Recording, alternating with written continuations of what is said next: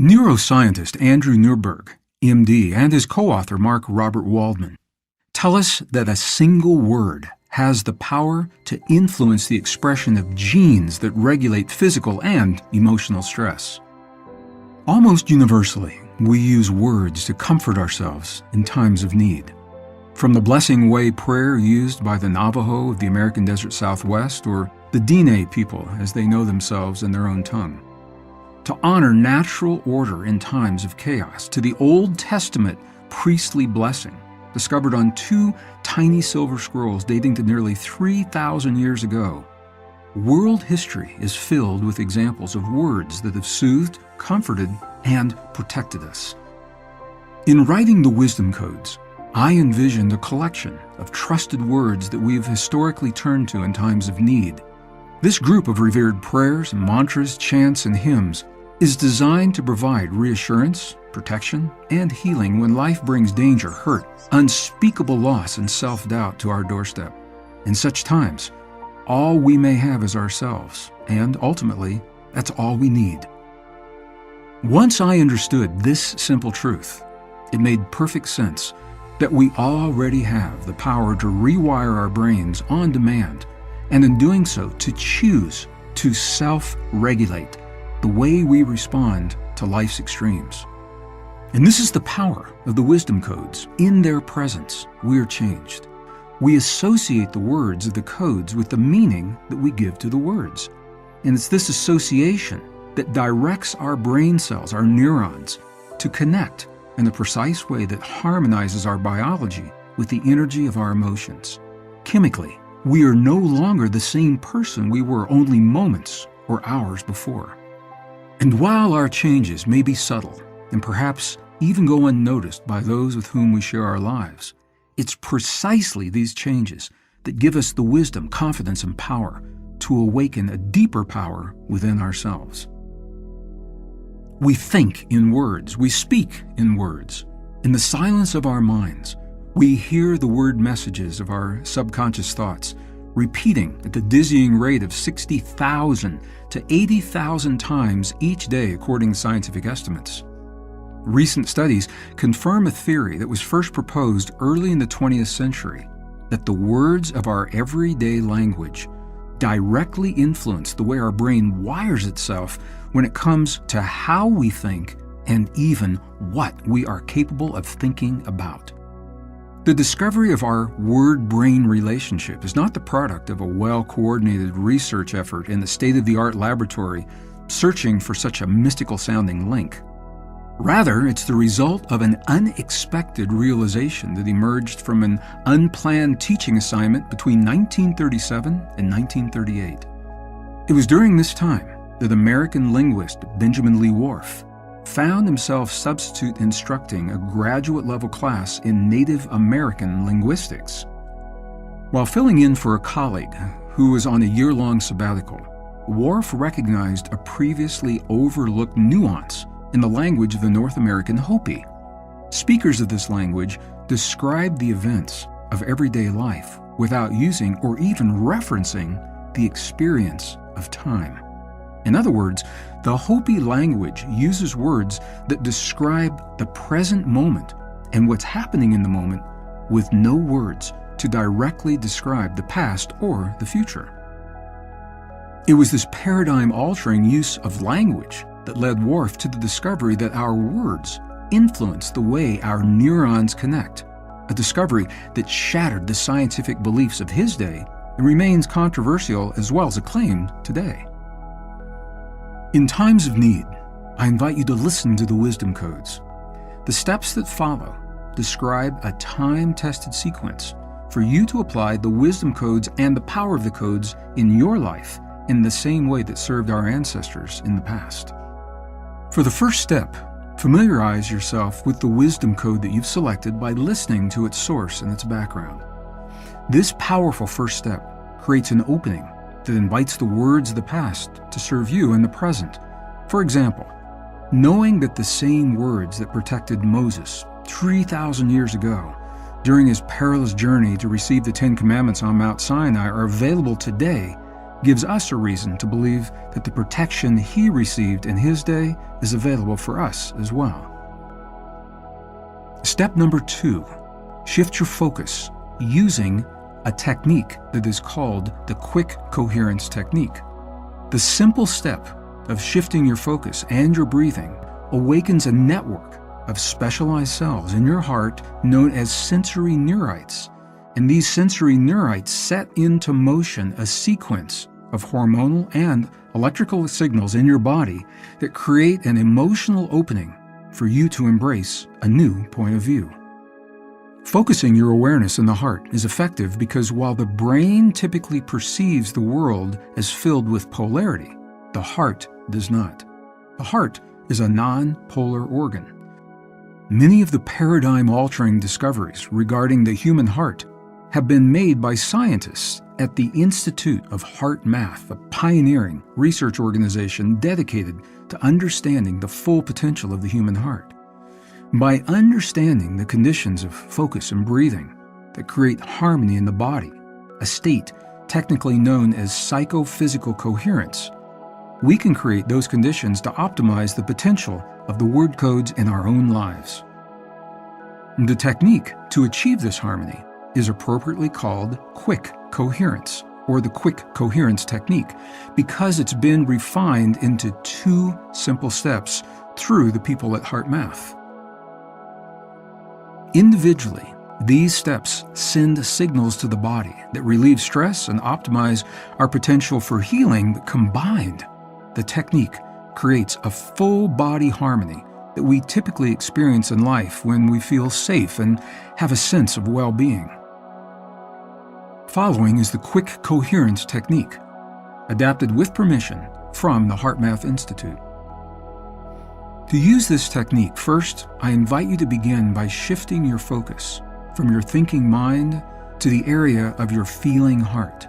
Sometimes it helps to gently touch the area of your heart with 1 or 2 fingers or an open palm in a way that's comfortable for you to direct your awareness away from your mind to your heart. Next, I invite you to begin breathing just a little slower than usual, as if your breath is coming from the area of your heart. And as you slow your breathing, I want you to know that you are sending a signal to your body and your heart specifically, a signal that you are in a place that is safe and that it's okay to turn your attention inward. The next step, I invite you to activate a positive feeling in your heart, as if that feeling is coming from the center of your chest. To the best of your ability, feel a regenerative feeling such as gratitude or appreciation, care or compassion for someone or something in your life. The key in this step is to do the best that you can do, to create the feeling to the best of your ability and then surrender to the feeling, fully embracing it while allowing it to radiate from your heart area to fill and permeate your entire being. These 3 simple steps create the conditions in your body to optimize the harmony and the coherence between your heart and your brain. Following step number 2, the third step, is to listen to the wisdom code 1 more time. From the perspective of heart-brain connection that you've just created in step number 2, repeat the wisdom code that you've chosen, either silently or speaking it out loud. And without judging the ancient and sometimes awkward grammar or the poor sentence structure of these codes or the differences in translation, I'm inviting you to allow the wisdom and the intent of the message to permeate your entire being in the present moment. Ancient traditions, such as those of the monks in Tibet, typically speak their wisdom codes as they exhale their breath.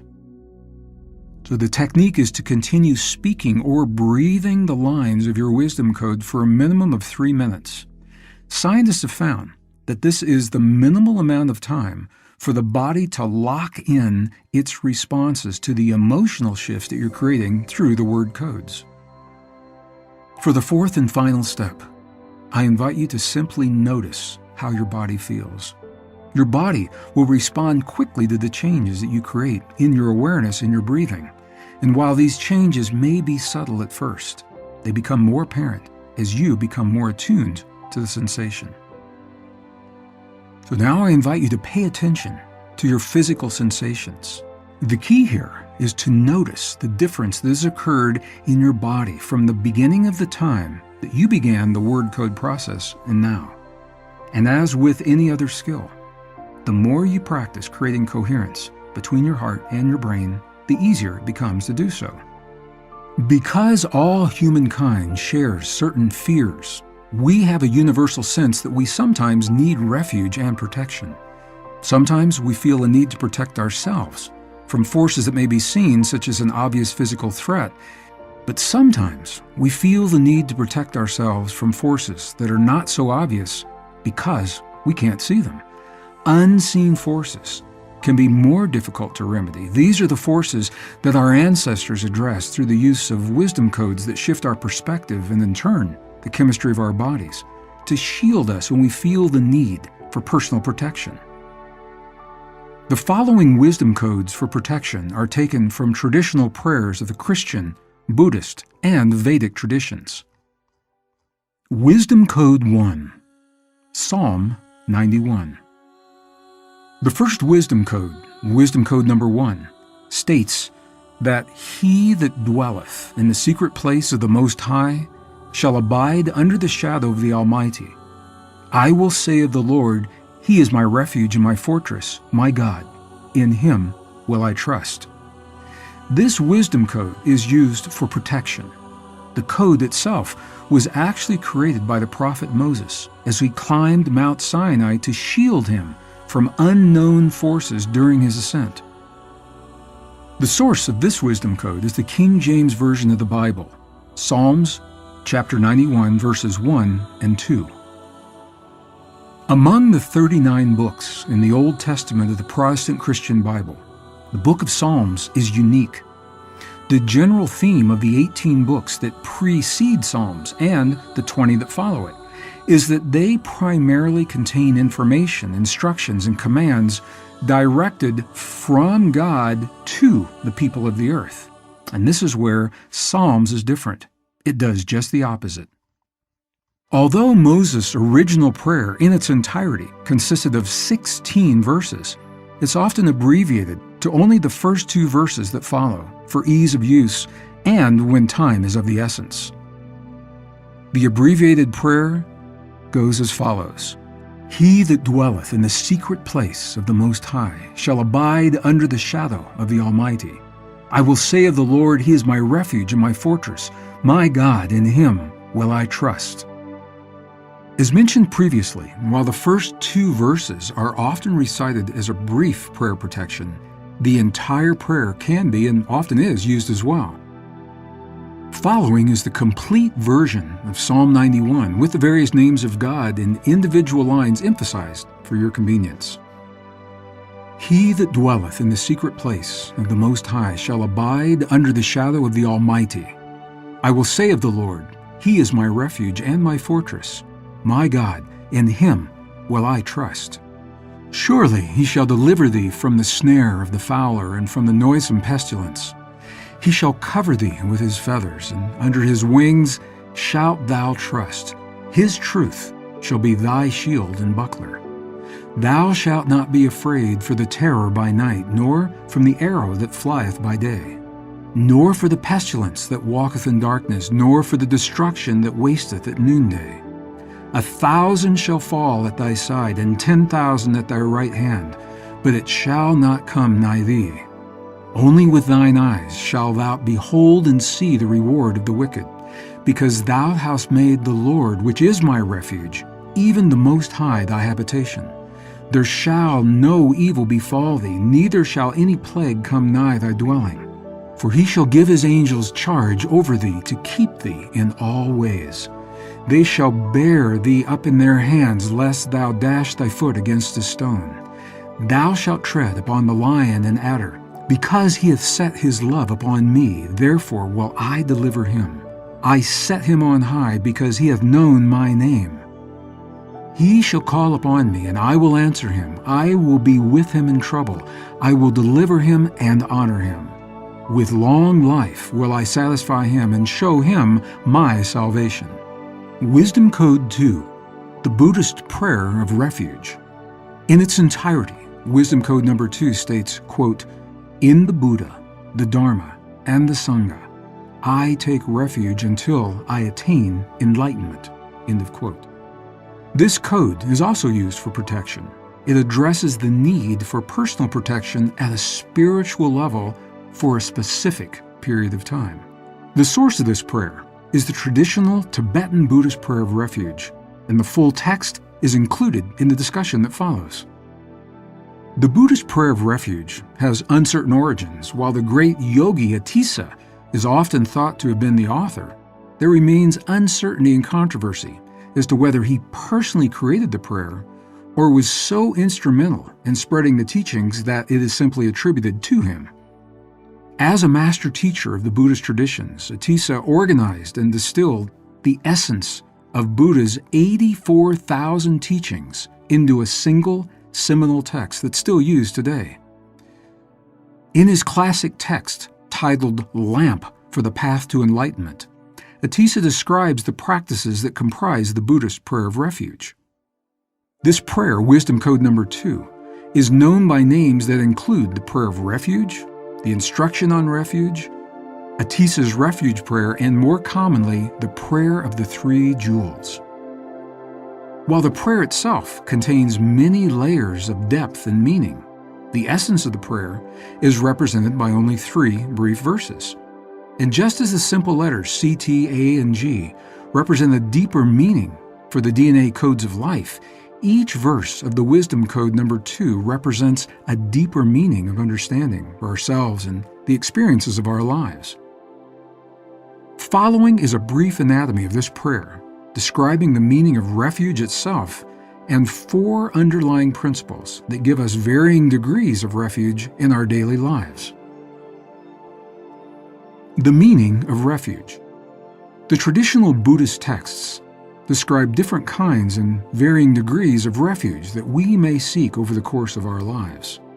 With respect to Wisdom Code 2, the word refuge can initially mean protection from suffering by turning to ways of thinking and living that reflect the teachings of the Buddha. And this kind of refuge is described as taking the form of 3 objects or principles: the Buddha, the Dharma, and the Supreme Assembly or Sangha.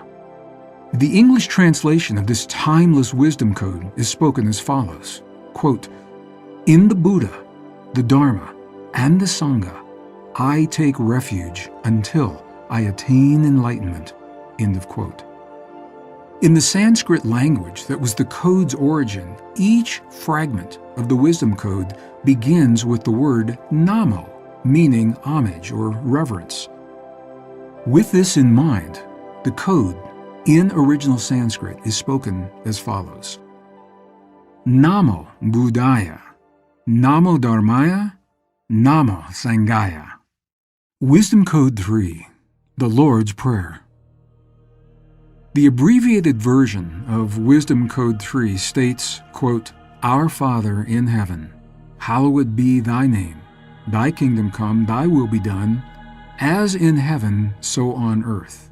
End of quote. This code addresses the need for personal protection on both a physical and a spiritual level. The source of this code is translated from the original Syriac dialect of an ancient Aramaic gospel. It is a shortened, standalone version of the longer original prayer that appears in the biblical book of Matthew, chapter 6, verses 9 through 13, and in a briefer version in the book of Luke, chapter 11, verses 2 through 4. The Lord's Prayer, also on occasion known as the Our Father prayer, is arguably the best known and most widely used ancient word code in the Christian tradition. The version of the Lord's Prayer in Gospel Q represents its oldest version, in which are preserved what are believed to be the original words that Jesus shared with his followers, and it's for this reason that I've chosen the English translation closest to the original words of Jesus' time as possible, which was prepared by George M. Lomsa early in the 20th century. The Lord's Prayer reflects the complete structure of the Universal Code, and it's for this reason that this revered wisdom code is seen as a template, as the prayer of prayers. For your convenience, I'll summarize the full English translation of the original Syriac version of Wisdom Code number 3, followed by the original Aramaic words as follows. Our Father in heaven, hallowed be thy name. Thy kingdom come, thy will be done, as in heaven, so on earth. Give us bread for our needs from day to day, and forgive us our offenses, as we have forgiven our offenders. And do not let us enter into temptation, but deliver us from evil. In the Aramaic, Abun de Boash Maya, Nit Kadash Amach, Te Maukuta, Nehwe Te Yanak Aikana, de Boash Maya Avbara, Avlan Lakma de Sun Kanan Yoman, Washbuklan Haben Wa Tahin, Akayana Dahanan, Shwahan Lahayaben, Uelata Lanla Nesuna, Elapatsa Min Bisha, Metul Dilak Amaukuta, Wahaila Wash Bukta, La Alam Amin. Amen. Wisdom Code 4, the Gayatri Mantra. In its entirety, Wisdom Code 4 states Brahma, the manifestation of spiritual energy, destroyer of sufferings, embodiment of happiness, bright like sun, destroyer of sins, divine intellect who may inspire. This mantra, which is known as the Gayatri Mantra, addresses personal protection as well as the need to clear personal obstacles in our lives.